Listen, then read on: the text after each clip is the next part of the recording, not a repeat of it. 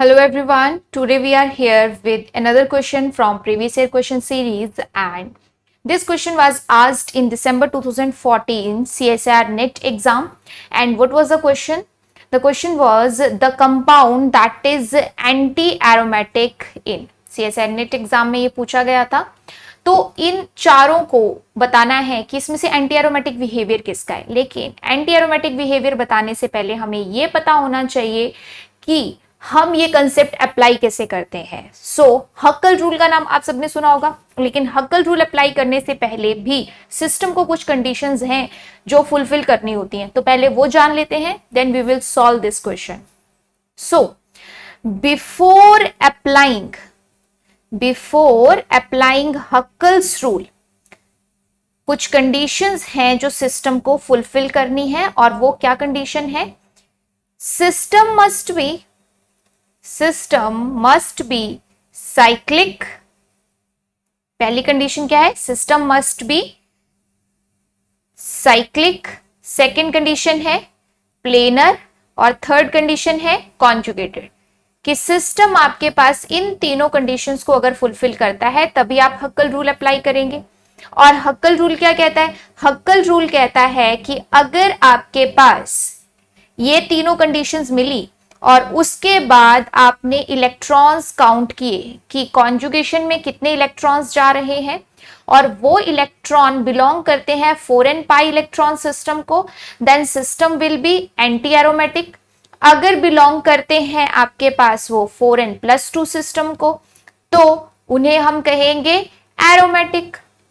यानी सिंपल सी बात है कि अगर आपके पास वो इलेक्ट्रॉन 4 के मल्टीपल्स वाले हुए है ना, तो जनरली उनको एंटी एरोमेटिक कहा जाता है, और अगर वो 4n+2 वाले हुए तो उनको एरोमेटिक कहा जाता है। बट नॉन एरोमेटिक भी आपके पास एक टाइप के सिस्टम होते हैं या कंपाउंड्स होते हैं, तो वो कब कहते हैं?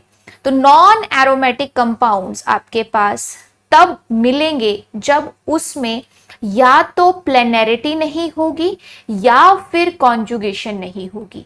यानी जो हमने कंडीशंस ऊपर बताई किसी सिस्टम में हक्कल रूल अप्लाई करने से पहले, तो अगर ये कंडीशंस, बिकॉज देखो साइक्लिक वर्ड तो ऐसा है कि अगर साइक्लिक सिस्टम कोई नहीं हुआ तो हम उसके बारे में एरोमेटिसिटी और ये सब कंसेप्ट का सोचेंगे भी नहीं, तो साइक्लिक तो होना चाहिए।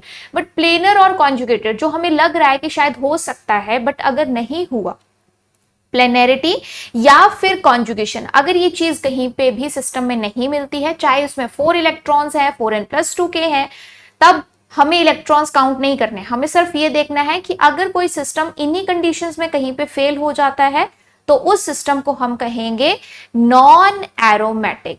दैट्स व्हाई एंटी एरोमेटिक और एरोमेटिक सिस्टम हक्कल फैमिली का पार्ट होते हैं, जबकि जो नॉन एरोमेटिक सिस्टम्स हैं these are not the part of Huckel family. तो ये हमारे पास कुछ कंसेप्ट्स थे, और इन्हीं कंसेप्ट्स के बेसिस पे अब हम चेक करेंगे कि ये कंपाउंड्स कैसा बिहेवियर शो करते हैं, राइट? तो फर्स्ट कंपाउंड की तरफ आते हैं। अब जो आपके पास यहाँ पे फर्स्ट कंपाउंड दिया है, ये साइक्लिक भी है, प्लेनर भी है।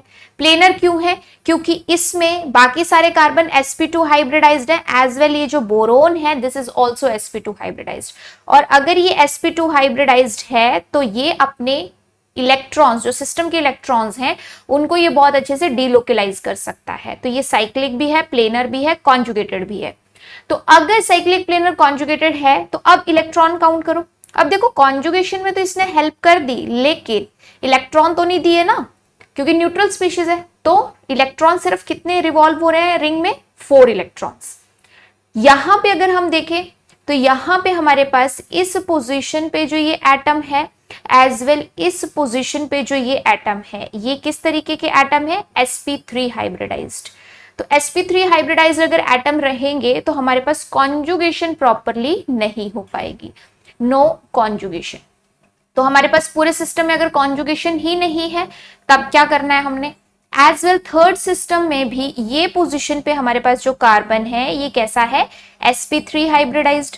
तो sp3 हाइब्रिडाइज्ड है तो यहाँ पे भी कॉन्जुगेशन जो है वो प्रॉपर नहीं है, नो कॉन्जुगेशन, ठीक है, पूरा सिस्टम कॉन्जुगेटेड नहीं है।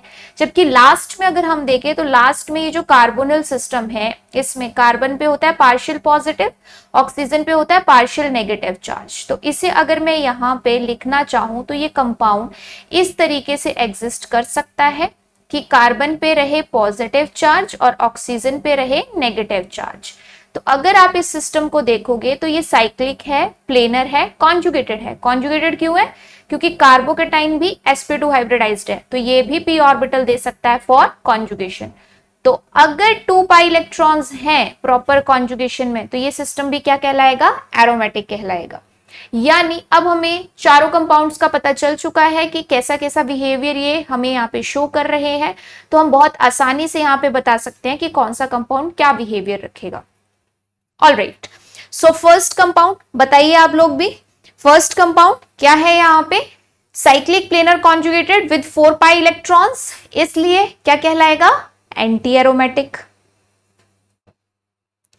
सेकेंड कंपाउंड में तो कॉन्जुगेशन ही नहीं है, कॉन्जुगेशन फेल हो गया तो क्या कहलाएगा? Non aromatic.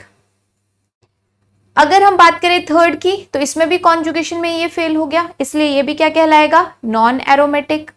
और ये तो हमने बात कर ली कि इस फॉर्म में एग्जिस्ट कर सकता है, और अगर इस फॉर्म में एग्जिस्ट कर सकता है due to polarity of carbonyl, तो इसमें कैसा बिहेवियर देखने को मिल सकता है? एरोमेटिक। दैट्स व्हाई इन चारों में से जो एंटी एरोमेटिक बिहेवियर रख रहा है वो कौन सा कंपाउंड है? वो फर्स्ट कंपाउंड है।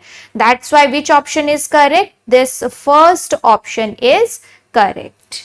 So this was all about this question solution. I hope it will help you. Thank you.